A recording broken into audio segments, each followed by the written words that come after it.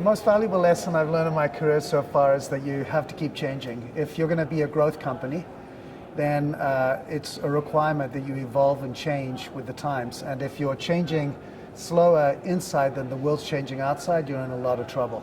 So one of the things we've always believed in at United Capital is that you must constantly evolve, not just the technology you use, but the client experience as well, and the products and services that you're delivering to clients.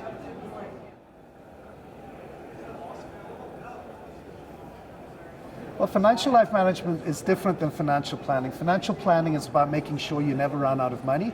Financial life management is about making sure you make the most of your money. So it has a completely different goal, and it's really how do you use the money while you're alive so that you build a legacy while you're alive rather than waiting until you die and you leave your money behind for the people behind. What we see mostly is that in our industry, no one's talking about the spending of money and how we live. And so that's how we differentiate our client experience and how we work with clients.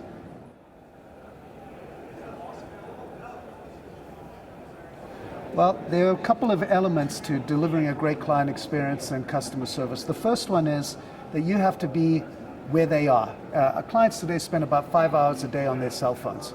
If you're not on mobile, if you're not available to communicate through them through video and via app, you're pretty much relegated to not being a part of their lives.